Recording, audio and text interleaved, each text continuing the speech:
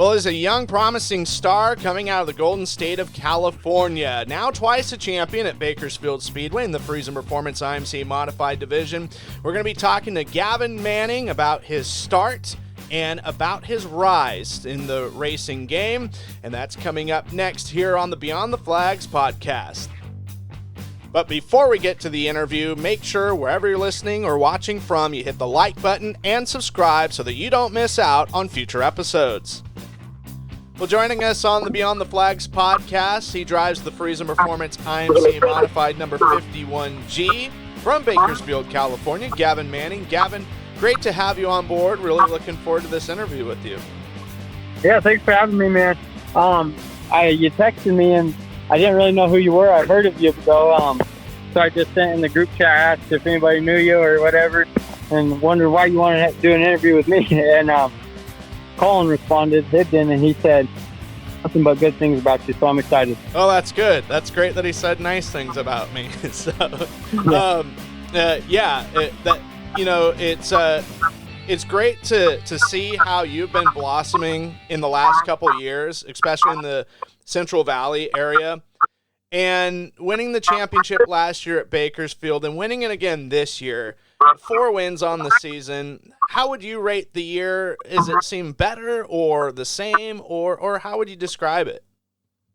This is probably my best year yet. I think we've been hitting on stuff more times than not. We actually got 5 wins this season. I think Santa Maria didn't have a scoring thing, but we got 5. Then last week in Bakersfield, we went and I think we hit on some more stuff. We got the win there, and cars just been feeling real good. Good. And obviously, the Pettit shootout coming this weekend at Ocean, it's kind of nonstop for you guys as far as specials are going for the fall in the next coming weeks. Yeah, I know. I'm excited. We haven't raced much this year. Like I said, I only have 13 starts this year, but it's been a nice change of pace. Last year, we raced every time we could, and it got a little burnt out just because when you're not running good, nothing seems to go your way, and when you are, it's just a lot better, even if you are racing less. Well, in Santa Maria, racing at that place, that's a success story of that place coming back after literally coming back from the dead. Obviously, you must like the place. You won there, but how did it fit your driving style? It was pretty rough and hammered down. So there's a few lines, like 1 or 2 we were entering on the top, and there's the bottom. 3 and 4 is just kind of through the middle, and it was just a little rough, and it was fun though. We got out. We started outside pole and just took, and then towards the end, sure, Papich was running me down, but yeah, we held him off. Well, tell me about how you got your start in racing and where everything began for you in your career. So I think I'd call my start in mini dorks around the little. I don't know if they do them anymore, but that's where we started, and I was always pretty good, but I'd wreck a lot of shit and break for a little bit. And then Joey Yantis helped us out, let me run a trophy cart in like the Lucas Oil Off-Road Series. I ran that, like the little junior one. I ran 3rd, and then they built me a mod cart, which is like the 450 motors and road trucks. I raced those for a little bit. Didn't have very much success, but finished that off. And my dad got an out Bakersfield kart club thing. There's a little oval indoors. BKE, Bakersfield Karting Experience. There's a little dirt oval indoors that we had here. They raced outlaw karts there, so my dad got one and ran a little bit of that. And I think we didn't have much money to do it. And I think one night I was racing on my own, just me and my buddy Carson. We bought like a old small wing. It wasn't even the right size, and we went out. I think we went like last to 3rd, just cruising. And my grandpa saw, I guess, and he said he wanted to help him. Been racing IMCA since. Awesome. I remember hearing about the BKE deal with, I think one night they had a lot of guys that ran like Red Bluff come down there for like an exhibition race. Yeah, I remember we had Tyler Stevie and a few guys from up north here, but nice. Yeah, their nationals deal is cool. Yeah. Well, and for you, prior to you starting driving, your connection with racing, was there folks in your family that had raced, or are you Gen 1? I'm not. So my grandpa, my dad's dad, he passed away before I was born or whatever, but he raced at Bakersfield Speedway. I don't know. I think it might have been a pro mod or the class before that is what they called them way back in the day in an old 24 car. And then after that, my dad got into sport mods when he was a little older, and he raced for a little bit.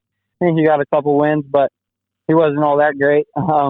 But yeah, and then since then, I've just been me. Well, you're definitely a part of that factory that just seems to be churning out talent that that goes on to do some successful things, and no doubt you you growing up and seeing guys before you from Bakersfield representing the state, representing the city well, whether in the state of California or even on the national scale. There's been some drivers in your area that have rose to some pretty high marks.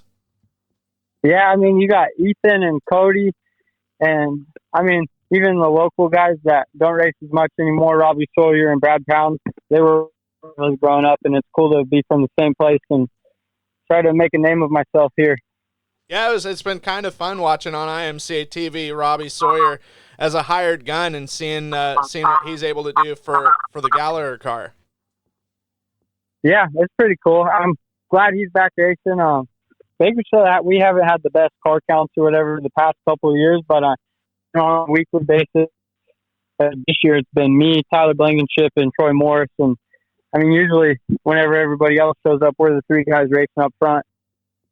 Still cool. We get a few good. Everybody else is pretty solid too. It's a good place to race out of. No doubt. And going into this weekend, the Pettit Shootout, it's a pretty big show at Ocean Speedway. Any sort of goals or expectations, or just making things simple, just make the main and then go from there? Well, number one goal is sweep the weekend. That's my plan, but we're going to see how it works out. I know up there you got Troy Folger, and he's really good around that place. Well, I think last year he swept it, and I think he was very touchable. I think all year he's from California to beat, so we'll have to beat him. And well, and then after the Pettit, a couple weeks, big race for you, Bud Nationals at Bakersfield. To win that deal, would that be the exclamation point at the end of your season to put on a really good year? Oh, 100%. I think since I was a kid, that's been my biggest dream, is to win Bud Nats. We'll sweep it. That's just a big goal of mine. I haven't ran that great there in the past. I've had a couple good runs, but we're always tuning ourselves out or doing something stupid. And I think this year will be pretty good. I mean, Bakersfield this year, and I think we've got a real good shot at winning it.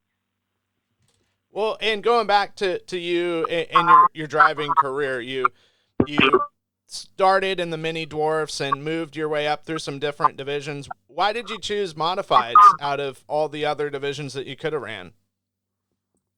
I don't know. It was kind of just the opportunity arose, and I've always watched my dad race, and it was what I've always wanted to do. My heroes all raced it. Like the people I watched growing up, and it's just something I've always wanted to do. So when I got the opportunity to drive a sport mod, it was a dream come true for me. Are you looking to find that adrenaline rush, but you can't because you're not at the racetrack? Well, check out the IMCA TV Replay subscription library to have access to thousands of hours of racing for just $24.99 a month. Relive all the moments of the Speedway Motors IMCA Super Nationals fueled by Casey's at Boone Speedway, the Harris Clash at Deer Creek Speedway in Spring Valley, Minnesota, the IMCA TV Winter Nationals at Cocopah Speedway in Somerton, Arizona, Florida's Clash on the Coast, and dozens of Speedway Motors IMCA weekly racing program racetracks from across the nation, as well as the IMCA TV Dirtcast podcast. Plus, 25% of that $24.99 monthly fee goes towards the Drivers Point Fund and is a great way to help out your local racers. In 2023, over $97,000 was paid out to IMCA drivers directly at over 50 racetracks across the country. Please note that live broadcasts are not part of the replay subscription. That's IMCA TV. IMCA TV, where America comes to watch racing. Well, you drive number 51G. Is there a story behind the number selection on that one? Well, I actually didn't get a ticket, but there's a story. My grandpa gets the ticket. One of the guys he used to race go-karts with passed away a while ago, so I think they were pretty good buddies, and we've been supporting the number since. Nice. Well, Bakersfield, California, it's not quite to LA, but it's close, and it's a nice part of the country. For people that have never been there, what are some suggestions that you would send to folks of, hey, you've never been to Bakersfield, you should check these places out? It's cool to grow up here. Like, whenever you're from here, we got a lot of stuff to do. Like, we got tracks and stuff to go ride our dirt bikes at and all that stuff. There's only a few places you can really go check. I would go check out the Bakersfield Speedway. If you're into the asphalt stuff, Kevin Harvick's race, it's real cool. We got a go-kart in town. It's MB2, I think. We got a few fun things to do, but it's just been fun. Well, and Vegas isn't too far away, right? It's just over Tehachapi Pass, and then the Bay Area is actually a couple hours away now that I think about it. Yeah. But the ocean is 4 hours away. I think this drive we're got to do tomorrow morning is another 4 hours up to Ocean Speedway in Watsonville. So how far is it how far to the water from Bakersfield? What does that spit out to? Right at Santa Maria? Yeah, that's probably the closest way to get there, and it's probably an hour 45 to 2 hours. Okay. Hour 45 if you're really cooking it, but okay, probably 2 hours. Yeah. I've seen the exit for it, like going to Disneyland or traveling to Arizona, but I've never went that way to. I've only been to Santa Maria once, and I went down 101 via the Bay Area. So. Yeah, I got you. Well, that's awesome. The things that you like to do outside of racing, obviously racing takes a lot of time and a lot of effort for you to dedicate to make sure your program's running as best as possible. Yeah, for sure. I think I work a full-time job too, Monday through Friday, so it's a little difficult to get all the time to work on my race car. I don't get to do it for a living. It would be cool if I could, but just not racing as much honestly helps a lot with my program. I got a lot more time to work prep deal. It's a big pull, and once you get your car right, you just maintenance it and get everything ready, and it's pretty nice. Well, this season around here, it's winding down. Are we looking at maybe possibly seeing you show up at Cocopah Speedway next January for the IMCA TV Winter Nationals? We were talking about it. I'd really like to. I think we might be able to make that happen. I know we'll be at Vegas, Sundance, and the Pettit as of now. We're looking at Mojave possibly, but I just got to talk to Grandpa about it, see if he's down to go. But yeah, I've been wanting to race Cocopah for a while and might be able to make it happen. Well, and there's always the big one on the docket, the Speedway Motors IMCA Super Nationals fueled by Casey's and Boone. I am, but just the help I got, it's just, I don't know. I'm not saying anything on it. I appreciate the help, and I'm just glad I get a race around here. I would love to go race it. I don't know if it's out for me, but along with the list of drivers that make it, that would be a big deal. And maybe someday I'll be able to get down there and go race. No doubt. For people that want to help support your race team and also contribute, is there a good way that they can follow, like a social media page, or if you have apparel for sale, such as T-shirts or sweatshirts? We don't got no T-shirts or sweatshirts yet, but yeah, if you want to go send me a friend request on Facebook, I have a racing page, but I haven't kept up on it at all. But yeah, it's just Gavyn Manning on Facebook. You can go check it out. All racing stuff there. I need to make a racing page though and get all that stuff done, but just how.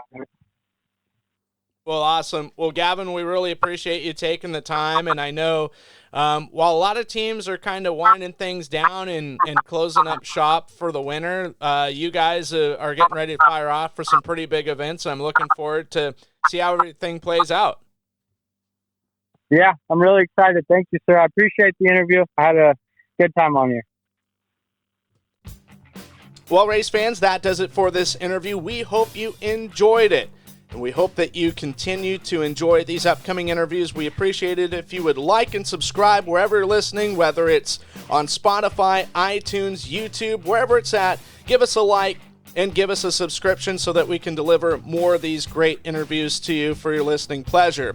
In the meantime, wherever we're at, wherever you're listening, we hope you have a great rest of your day and a pleasant evening, and we will see you soon here at Highside Racing Promotions.